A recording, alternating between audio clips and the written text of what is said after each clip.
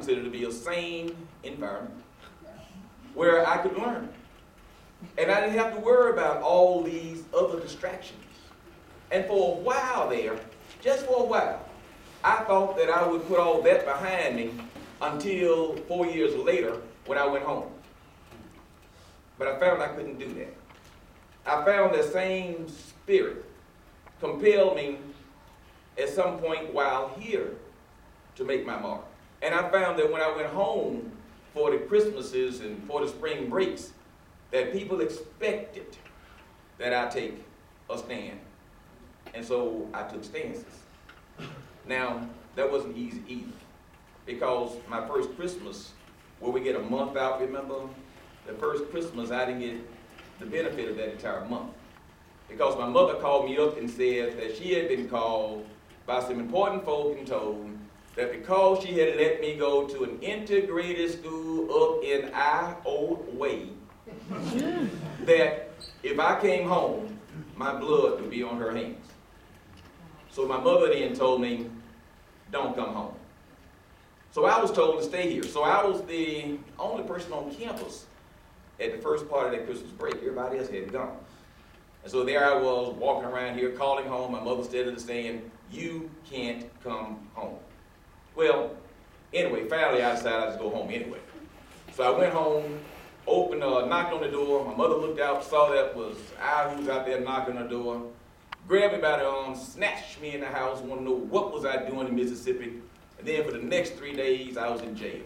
I couldn't go outside, couldn't call anybody, couldn't talk to anybody. She was trying to get me back on a bus to get me back up here as fast as possible. But I managed to stay, and then when we found out that nobody was following me, because when I looked outside the door to see if anybody was out there, I didn't see anybody. So I couldn't figure out how anybody is going to stalk me if they don't know I'm there. And so, anyway, eventually, I was able to actually go out and join my friends again. So when I came here is what I'm saying. I had a whole different history than most of the folk around. Now all of you have different histories. All of you have different passions. You have different reasons why you came, and you have different goals that you wish to achieve. Goals in life, goals here. And what I say to you is, remain passionate about your goal. Figure out exactly what you want to do and how you want to do it. But have a little flex. As I said, I was going to major in science. And then when I recognized that at that time, now if I was here at this moment, I would major in science. But I recognized that was going to conflict with my social goal.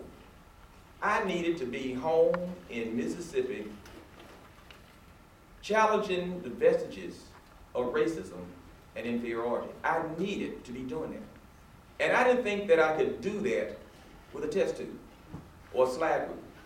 So that's why I switched. So then I did go home.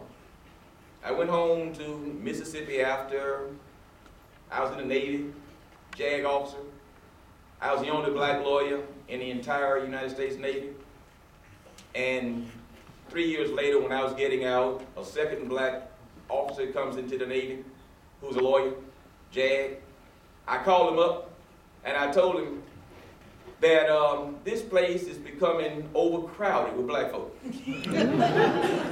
I told him the only thing we could do is like the Pope had done one time in history. He divided the world up. I told him I was going to take all the cases up to Missouri, and he can have the ones that are going westward after that. I told him what I was going to take internationally, and he can take some of the other countries. But I told him that it was just too many of us there in the Navy. Then I hung up. I called back 30 minutes later, and his staff said he was still in shock. Trying to figure out, is this guy for real? Well, anyway, I told him I was just playing. He appreciated that. But anyway, so then I went home to Mississippi. I went home to Mississippi, and I was so fortunate. I went home, and 8 short years after I got home from the Navy, I was elevated to a job of federal judge. Now, of course, all of you know that as a federal judge, I'm appointed by a president of the United States. You know that I have to go through a hearing before a United States Senate. You know that I have to be voted on by all 100 members of the United States Senate. You know that once I achieve that position, that I am appointed for how long? No. A third grader was asked, how long did I serve? She gave a much better answer than you. Your answer is based on the Constitution. You said life, that's what's in the Constitution. But she gave a better answer. She said, for eternity. I like that better. So that's what she said. You are a judge for eternity. So I want to change the Constitution, strike out life, put eternity there. So I am appointed for life. And that's another special provision of my appointment. The other special provision is that when I retire, my salary is for how long? Same eternity. My salary is for life. It doesn't change. It's not a pension. I get paid the same thing when I retire that I did while I was serving. That also means that I can take any other job I want. I can go back to practicing law. I can I can teach law school or any other job. It doesn't have to be in law. Just anything. And if I accept another position, I get paid for that position, but I still continue to draw my salary till I die. So I can do anything I want to. And so at this point, I have been on the bench 27 years, which means because of that plus age, I can retire any day of the week. So it feels kind of good to wake up in the morning and say, do I want this job? Because all I got to do is write one letter to one person, the President of the United States, and say, I quit. That's all. And then my salary is for life. And then I can take some of these numerous offers that are out there because law firms want to pay me handsomely. Law schools want me to teach full-time and pay me as much as they can. Industries want me to come in and advise them. So I have a lot of offers. In fact, sometimes it's a little discouraging when I wake up and see all those offers and then remember that I don't want to accept any of them. Because they're just too many because of what I've done. Now, in this intervening time period, over these 27 years, I have had a chance to develop Mississippi's jurisprudence. I have handled cases of every kind. I have been the chief judge for 7 years. I have been the president of the district courts for Mississippi, Louisiana, and Texas, of all the District Court Judges Association. I have served on national committees appointed by the Chief Justice of the Supreme Court. I have been on special committees appointed by the President of the United States. I did some stuff at West Point for the Secretary of the Navy. I have done just about everything out there. I have served on committees evaluating law schools, undergrads, and everything else. I've been fortunate. I've done a lot in these last years. But I didn't know that all that yawned in front of me when I came here. I didn't know that.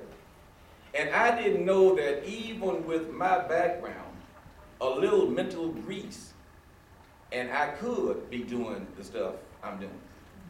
Now, you see, I invite you all to come down to my state of Mississippi. The Southern District of Mississippi covers over half of the state. I have 5 courthouses. I have a courthouse in Jackson, Mississippi, where I am most of the time. I have a federal courthouse in Meridian. I have a federal courthouse in Natchez.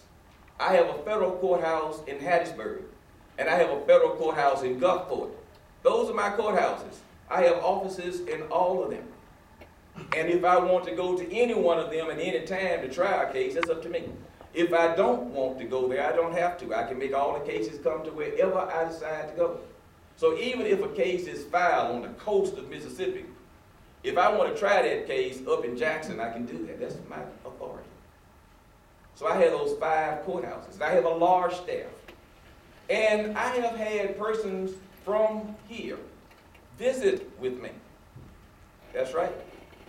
I have, let's see, YGB has been down there at least, 5 times, I think? About 5 times? That's right. And I have taken them different parts of Jackson, but I've also taken them somewhere else too. Now, if you all come down, I guarantee I can take you to this same place, but I'm not sure I can get you out. That's to the penitentiary. Now, I got to be able to take you in and bring you out. I took a group over there one time, and there were some ministers, some preachers. And so the warden came out to meet us, and the first thing she said after she spoke to me, "Don't I know you?" And she was talking to one of the preachers. And she said, I know you. I said, "Warden, please, could you leave that alone for a moment? Because he has not been an inmate." And the way she was talking, she thought he had been an inmate. And I said, "No, he's not an inmate." But anyway, the YGB has been to the federal penitentiary in Yazoo City and all male facilities at least 5 times.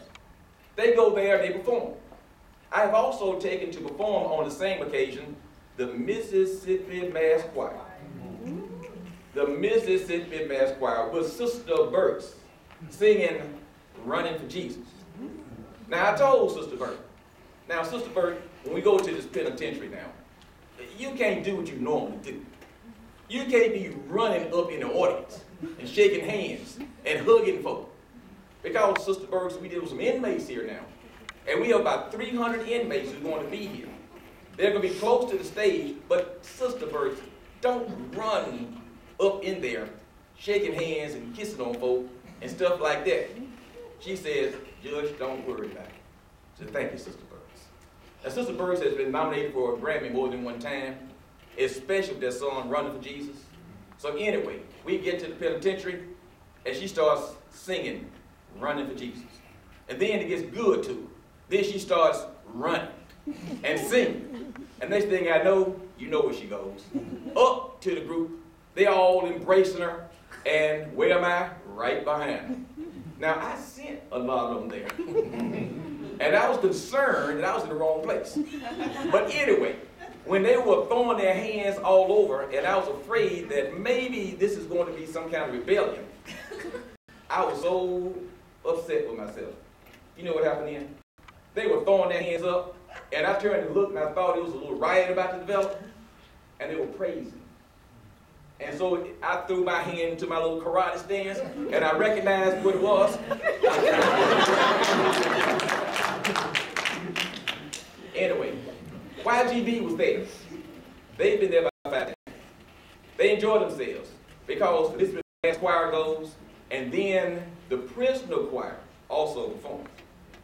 Now, if any of you come down at the right time, I'll carry you over to the penitentiary. So then I've had YGB there. I have had some